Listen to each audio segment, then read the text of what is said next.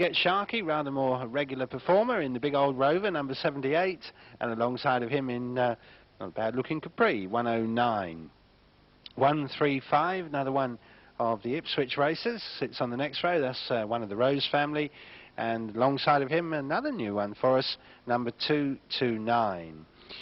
56, Dave Gabriel. He went quite well at last Ipswich, as I recall. Certainly one to watch. Nice looking car as well. And alongside of that, another one of the Ipswich stars, 397, Taffy Gillingham. Very much local lad. Bones comes in 144, and the driver we just saw racing in his stock car, now in his banger. First banger outing of the year, I think, for Big Ronnie in 175. Then we turn round a little bit onto that Caister bend, and going in a BMW, no less. It's certainly not going to lack the speed, is it? 512 Wishbone Smash. Behind that, another luxury car. Well, it was. I doubt it is now, but anyway, it was. The Jaguar of Nigel White in 336. Nigel Orford goes in 571, and then the Terrible 2 won more than all the rest put together here last year. 168 Malcolm Girling, and 349 the Mean Machine John Allard. At the back, or towards the back, the two Kamikaze lads, 113 and 117. And beyond that we see Paul Yaxley, the Yarmouth driver, in 369, and right at the back the United man, again from Ipswich, 488 Dwayne Collins. So an interesting field. Usually when you get some Ipswich in amongst Yarmouth, all manner of things are likely to happen. So stand clear of the fences as we let them loose for 15 laps of bangers and smash. Over to you then, Mr. Starter.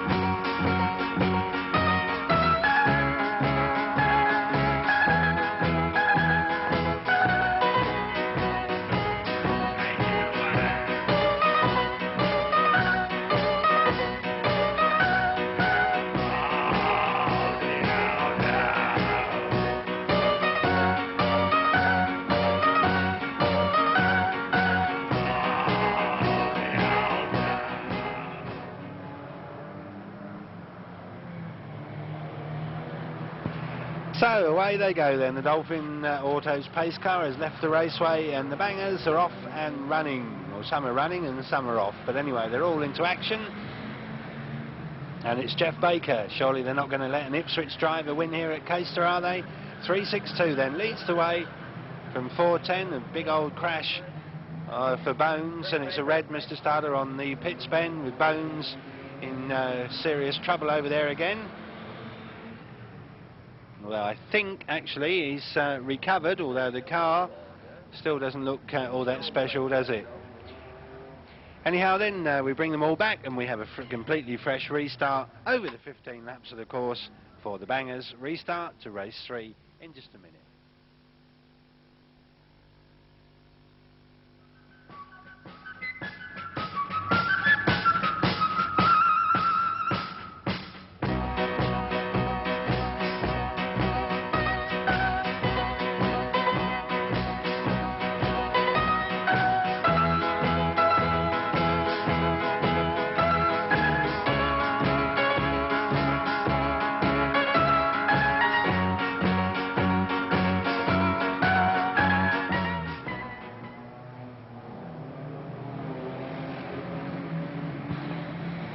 So away they go then, off and running for the second time of asking. Hopefully they'll come through this one without further stoppage.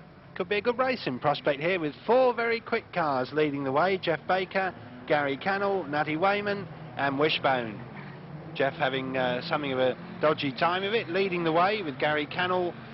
They're in hot pursuit, but they've come through there unscathed. They round the pits turn, head for the far side. Nigel White, very much now a back marker in 336, but he can be an awkward customer.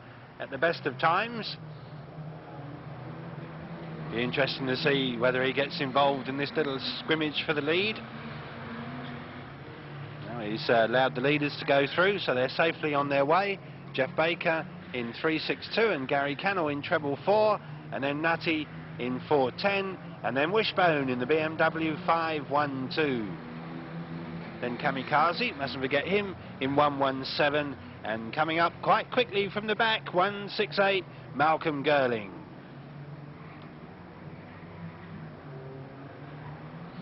Kamikaze sorts out Wishbone's BMW. Oh dear, he sorts himself out as well on the Caister bend. So that's 4th and 5th gone, all in one foul swoop. But the leader is still safe and well. Still Jeff Baker, 3.62, then rounding that Caister bend. He's got the Mad Monk for company, the back marker. Out he goes, on his way goes Jeff. Nutty is now through to second, but he's been tipped out of it by Gary Cannell. So Gary Cannell into second in treble 4, and Malcolm Girling third now in 1.68. I think we can safely say it's between these three. The rest look as though they're a little bit of a long way back, so it's 3.62, treble 4 and 1.68. Meanwhile on the Caister bend, Kamikaze abandons ship, so too does Wishbone. Oh, Wishbone checking for a spot of damage there. Nutty goes out again, so the man who won heat and final here at Easter, not going to get his count off to a good start here this afternoon. He's out from this one. The race, though, still goes on, and Malcolm Girling in 1.68 comes through to second on the pit turn, getting past Gary Cannell. Now, can he catch Jeff Baker? So Jeff Baker then for Ipswich leading the way, Malcolm Girling from Acle in second, and Gary Cannell from Norwich in third. The rest almost lapped now, such as they are. 5.71, Nigel Orford is fourth. Well, he's not quite out of it, but he is a long, long way back on the race leader, Jeff Baker, who now goes through with 9 laps done, 5 next time, Mr. Starter. So the question now is, can Malcolm Girling, very, very quick driver as a rule, catch Jeff Baker? And can he keep Gary Cannell out of second? Also an interesting little poser there. So Jeff Baker safely through in 3.62. Here's Malcolm Girling in 1.68. There's Gary Cannell in treble 4. And here's Nigel Orford in 5.71. So Jeff hardly believe his luck, I shouldn't think. Not very often that an Ipswich racer comes here to Caister and wins, let alone manages to keep out of trouble. But it's beginning to look as though that's what could happen. Down the far side, he's got another Ipswich racer, 4.88. He's got his teammate, 3.97. Although those very much back markers, but he's safely past one of them, and through he comes for 3 laps. Malcolm Girling, 1.68, still making progress, but nothing like quickly enough. But he has shaken off Gary Cannell. So Gary settles back into third. There's Jeff Baker then with 2 laps to go. He's led this one from the start. He's got 2 laps to run. Apparently safe and sound.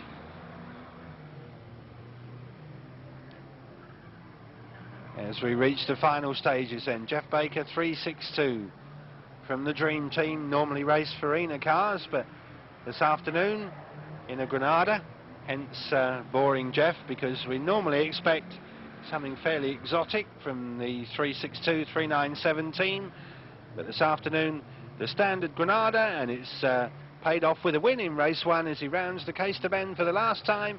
There he goes then, Jeff Baker, he wins it. Malcolm Girling gets second in 1.68 despite the little skirmish ahead of him, and Gary Cannell gets third in treble 4. Nigel Orford comes through fourth, and with that they're done. Red flag, Mr. Starter, please, to end race 3.